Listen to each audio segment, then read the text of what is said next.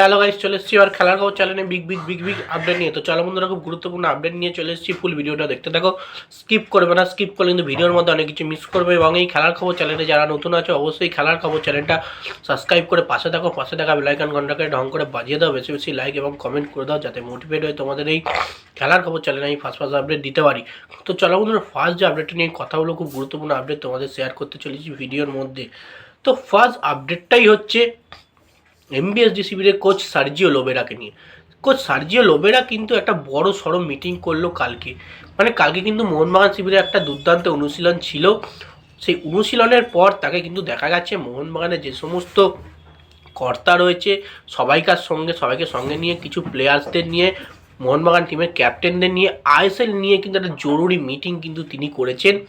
মাঠ নিয়ে বুঝেছেন কোন মাঠে কেমন কি হয়, প্রতিটা প্লেয়ার কতটা ফিট হলো, তারা কতটা পারফরমেন্স দিতে পারবে, এবং সব রকম জিনিসটা নিয়েই কিন্তু তিনি মিটিং করে বুঝে নিয়েছেন, যাতে যেহেতু আইএসএলের প্রথম ম্যাচ কিন্তু খেলছে মোহনবাগান, কোনো রকমই কিন্তু তার আর নেই। একরকম আলাদা করে ছোট্ট করে সূচি ঘোষণা হয়েই গেছেই বললে চলে। এখনো পর্যন্ত অফিসিয়ালি গুগলে কোনো রকম সার্চ করলে কিন্তু আসছে না। তো তবে একটা হালকা পাতলা সূচি হয়েই গেছে, সব কিছু জানা যাচ্ছে।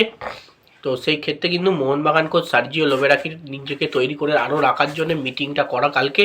সেই বড় মিটিংয়ে কিন্তু অনেক কিছু সিদ্ধান্ত তারা নিয়েছে আইএসএল নিয়ে, যাতে ভালো পারফরমেন্স করতে পারে, যাতে এই মিনি আইএসএল কিন্তু চ্যাম্পিয়ন হতে পারে মোহনবাগান। তো যাই হোক, এবার নেক্সট যে আপডেটটা নিয়ে কথা বলবো, খুব গুরুত্বপূর্ণ আপডেট, সেটা হচ্ছে এমবিএসজি শিবিরের সমস্ত প্লেয়ারকে নিয়ে আপডেট দেবো। বেসিক্যালি মনবীর সিংয়ের ফটোটা দিয়েছি। এমবিএসজি শিবির কিন্তু ওপেনিং ম্যাচ খেলছে, এটা কিন্তু কনফার্ম। হ্যাঁ, সেটা কিন্তু সামোস ইস্টবেঙ্গলের সঙ্গে নয়, সেটা কিন্তু হওয়ার চান্স রয়েছে বেশি কেরালার সঙ্গে। তো বেসিক্যালি কালকে ট্রান্সফার মার্কেট সূত্রেই জানা গেছে, সবাইকার আপডেট সূত্রে জানা গেছে, সব কিছু অফিসিয়ালি পেজ থেকে জানা গেছে যে মোহনবাগান কিন্তু ওপেনিং ম্যাচ ইস্টবেঙ্গলের সঙ্গে নয়, ওপেনিং ম্যাচ খেলছে কিন্তু কেরালার সঙ্গে। এবং কেরালা মোহনবাগান ফার্স্ট ম্যাচ হচ্ছে, এটা কিন্তু পুরোপুরি যে কনফার্ম তা কিন্তু নয়। তো জানা গেছে, এখনও কিন্তু কোনো রকমই গুগলে যে কনফার্ম যে সূচিপত্র, সেটা কিন্তু এখনও আসেনি। একটা আশা করা হচ্ছে যে কেরালার সঙ্গে কিন্তু হওয়ার চান্সেসটা প্রচুর রয়েছে মোহনবাগানের, কিন্তু ওপেনিং ম্যাচ মোহনবাগানই খেলবে এমনটাই কিন্তু শোনা যাচ্ছে। তো সেক্ষেত্রে দেখা যাক। কেরালাও কিন্তু প্রতিপক্ষ খুব একটা খারাপ নয়, ভালোই প্রতিপক্ষ, তাদের সঙ্গে লড়াইটা আমাদের স্ট্রংলেস হবে। তাও কেরালার কিছু বিদেশি প্লেয়ার কিন্তু কেরালা ব্লাস্টার ছেড়েছে, তাদের জায়গাগুলো পূরণ করার জন্য তাদের দলে কাকে কাকে নিয়ে আসা হয়েছে এখনো পর্যন্ত জানা যায়নি। তো যাই হোক, এবার নেক্সট যে আপডেটটা নিয়ে কথা হলো, খুব গুরুত্বপূর্ণ আপডেট, সেটা হচ্ছে ইবিএফসি শিবিরের কর্মকর্তা দেবব্রত সরকারকে নিয়ে। তো ইস্টবেঙ্গল এফসি শিবিরের কর্মকর্তা দেবব্রত সরকার কিন্তু এমবিএসটিকে নিয়ে কিন্তু একটা বড় মন্তব্য করলেন।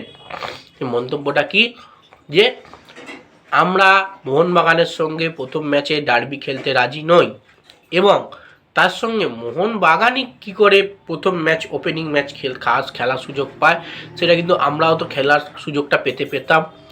মোহনবাগানের সঙ্গে না, ইস্টবেঙ্গল প্রথম ম্যাচ খেলবে অন্য কোনো টিমের সঙ্গে, সেটাও তো হতে পারতো, যেমন মোহনবাগান পাচ্ছে। তো এমন নিয়ে কিন্তু প্রচুর খারাপ মন্তব্য কিন্তু এমবিএসজি শিবিরকে নিয়ে করেছে। মোহনবাগান যে নিজের থেকে তৈরি করেছে যে শিডিউলটা, তা কিন্তু তো নয়। আইএসএল কর্তৃপক্ষ যে টিম প্লেইং 11 সাজিয়েছে বা যে সূচি সাজাতে শুরু করেছে, তাদের দায়িত্ব সেটা কিন্তু কোনো রকমই মোহনবাগানের এতে হাত নেই, এমনভাবে মন্তব্য করেছেন দেবব্রত সরকার, যেখানে বোঝা যাচ্ছে যে মোহনবাগানই নাকি দায়ী যে তারা প্রথম ম্যাচ খেলার জন্য। সেটা কিন্তু একদমই নয়, এটা কিন্তু পুরোপুরি ভুল ধারণাটা বোঝা উচিত। তো যাই হোক, নেক্সট এবং লাস্ট আপডেট যেটা নিয়ে কথা বলবো, সেটা হচ্ছে খুব গুরুত্বপূর্ণ আপডেট। একটা নতুন বিদেশি প্লেয়ারটা কিন্তু ইস্টবেঙ্গল এফসি শিবিরে বেসিক্যালি সই করে ফেললো। প্লেয়ারটার নাম হচ্ছে ইউসুফ ইজারি। এই প্লেয়ারটা একরকম বললেই চলে ইস্টবেঙ্গল শিবিরের গোল মেসিং হিসেবে কিন্তু সই করতে চলেছে। একে কিন্তু প্রায় কনফার্ম করে নিয়েছে। 32 বছর বয়সী মরক্কান প্লেয়ার, অসাধারণ পারফরমেন্স করে আসে। কাইন্ডলি যে মালয়েশিয়া লিগে খেলছিল সেই মালয়েশিয়া লিগে কিন্তু তিনি কিন্তু এই সিঙ্গাপুরের লিগে খেলছিল, সেখানে কিন্তু তিনি 14টা ম্যাচের মধ্যে 13টা গোল করেছেন এবং অবশ্যই তার মধ্যে 13টা অ্যাসিস্টও করে বসে রয়েছেন। অসাধারণ একটা প্লেয়ারকে কিন্তু ইস্টবেঙ্গল সাইনিং করালো। এই ইউসুফকে দেখা যাক ইস্টবেঙ্গল এফসি শিবিরেতে কতটা ভালো সে পারফরমেন্স করতে পারে, এবং অবশ্যই যদি কনফার্ম ডিল ডান হয়ে থাকে তাহলে অবশ্যই ফেব্রুয়ারি মাসের প্রথম দিক করে কিন্তু দলে যোগদান করার কথা রয়েছে ইউসুফের। কারণ প্রায় 14 দিনের মতো তিনি যদি রেস্ট পেয়ে যান, 14 দিনের মধ্যে যদি তিনি অনুশীলন করতে পারেন ইস্টবেঙ্গল এফসি শিবিরের সঙ্গে, তাহলে নিজের দলকে বুঝতে পারবেন এবং নিজের দলের সঙ্গে পুরোপুরি সেট হয়ে যাবেন। তো যাই হোক, এই আপডেট ছিল। ভিডিওটা যদি ভালো লেগে থাকে লাইক কমেন্ট শেয়ার সাবস্ক্রাইব করে পাশে থাকে। চলো বন্ধুরা, বাই, নেক্সট ভিডিও দেখা